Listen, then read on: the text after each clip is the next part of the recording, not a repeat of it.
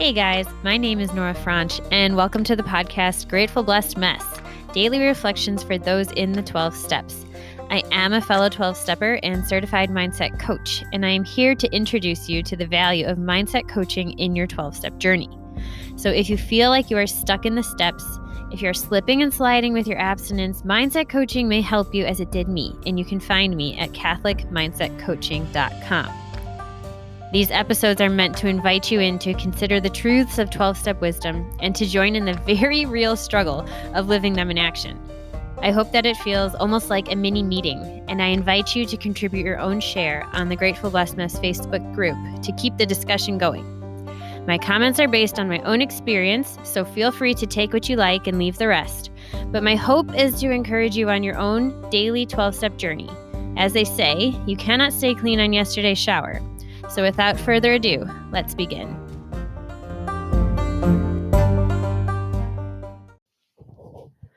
Okay, guys, we are back to Melody.The, the language of letting go.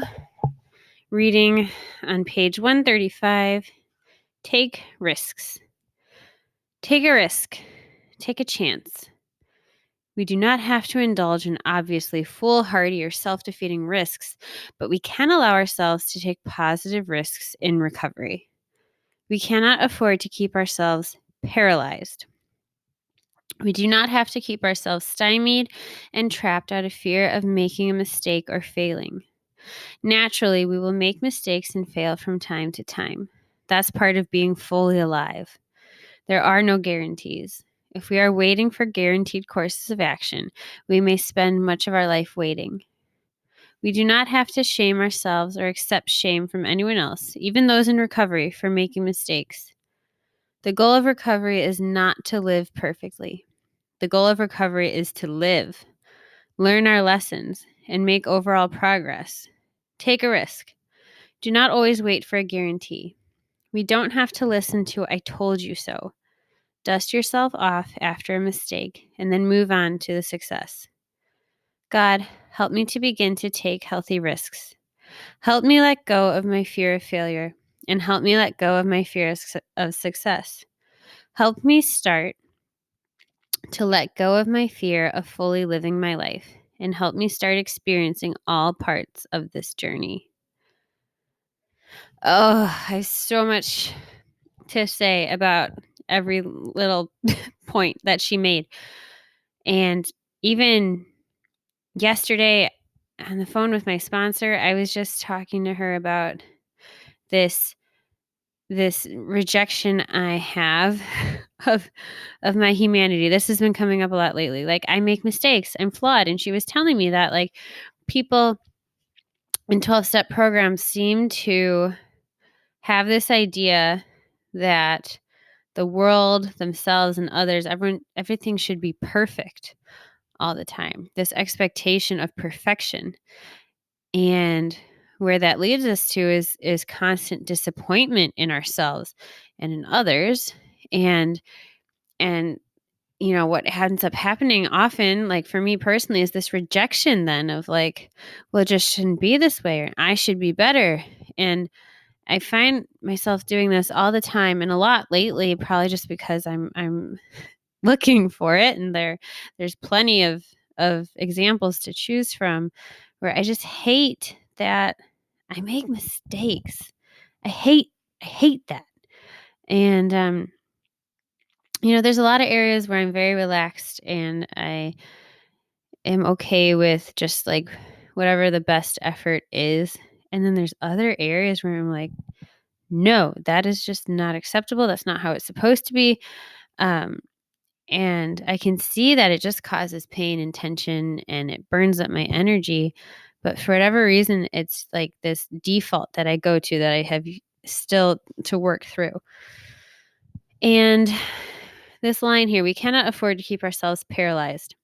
I was coaching someone the other day who felt paralyzed. And that takes me to something I've been like working on a lot, just like on a research standpoint, trying to understand like the human emotional spectrum is what we call in the coaching world indulgent emotions. And what I've come to understand is emotions that we can fall into that they're like a trap. There's something kind of alluring about them, and then we get sucked into them and we just spin and spin and spin and spin. It's like that. It's like that contraption or apparatus on the playground that for some reason it has like no friction and it can just spin and spin forever. You can just go, go, go, go, go, and you never go anywhere, but you're like very disoriented and dizzy and upset after. And it's very hard to get off. And that's what indulgent emotions kind of are. There's something we sink into, like feeling like a victim or powerless or hopeless or confusion, overwhelm, even like self-righteousness, where we feel very satisfied in our position, but it ends up alienating us from everybody. There are many, and there's something kind of attractive about them. Like if I'm a victim, then it's not my fault and I don't have to do anything. And I can just wallow in how hard the world is, so there's a lot of different ways we can go with it, a lot of thoughts that feed into it. But what often happens with going into these like indulgence of emotions is that we become paralyzed. So, if I'm overwhelmed, I like can't move forward. If I'm totally confused, I can't make a decision and move forward.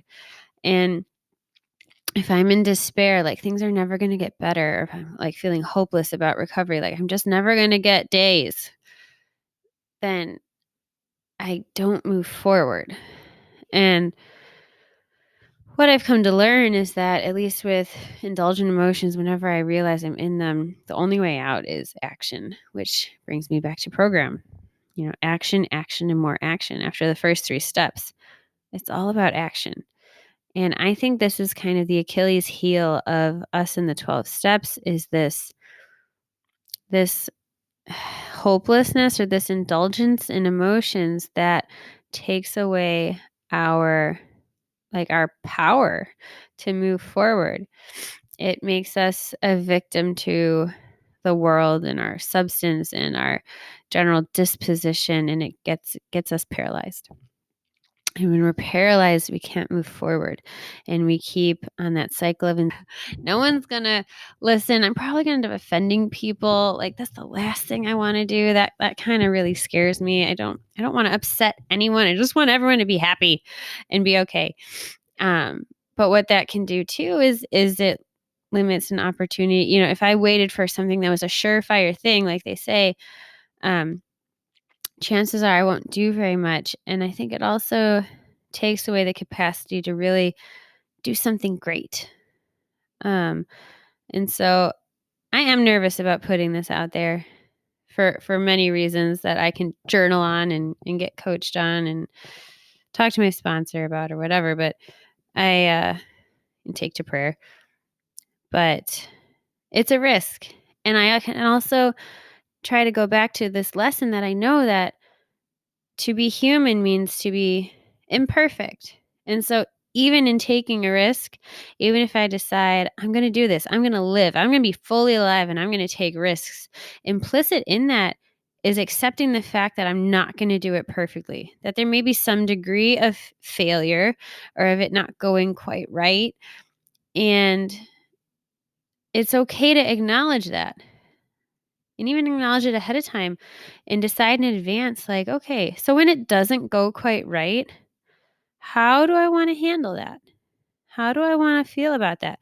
If I take a risk and I decide to go to a meeting for the first time and I end up being uncomfortable or someone in there says something kind of insensitive or stupid to me, and it makes me never want to go back ever again. How do I want to handle that? How do I want to handle that? Maybe, just maybe I can go to a place of compassion where I can see like, this person is just someone else on the journey. They're messed up. That's why they're here also at this meeting, and sometimes people's flawed natures ends up rubbing up against our own, hula hoop of life. And we can't help but bump into each other. And not being okay with it in the terms of like, yep, this is just how it is, but just being like, okay, yeah, that is how how things are.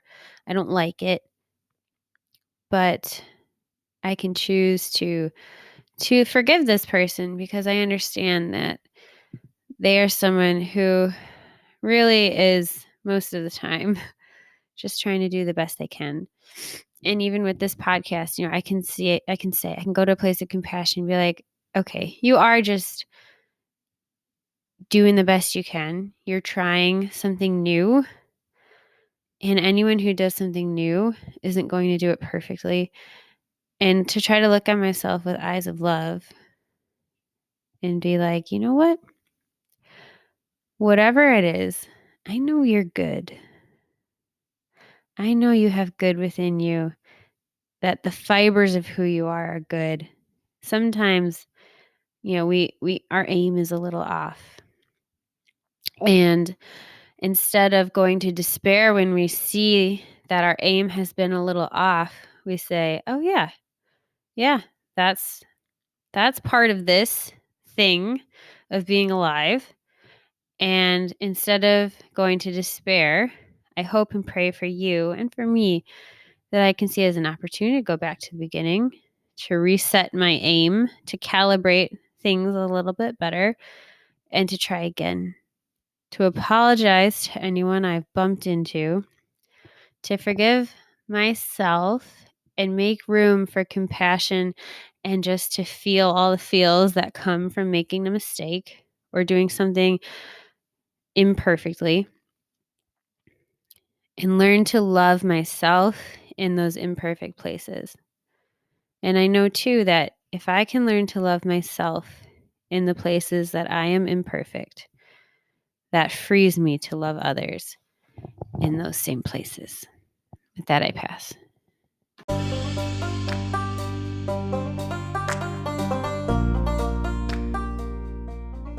Thank you so much for listening to today's episode. If you feel that mindset coaching could help you on your 12-step journey, please feel free to reach out and find me at catholicmindsetcoaching.com. But more than that, it's important to me to give listeners like yourself a place where you do not need to feel alone on your 12-step journey. And for that reason, I've created a Facebook group. It's called Grateful Blessed Mess. And it's a place where listeners can go to add their own commentary on the share for the day, in addition to my own, and for us just to have a conversation or start a back and forth where people can find support in their 12-step journey. This is not a replacement for 12-step work. This is something outside of the 12 steps. It is simply something that has a heart for the 12 steps and those who are in it. And so, welcome. If you are here, chances are you may also be a bit of a mess. And I hope that you can learn to find some gratitude in the blessings that have come from your messes.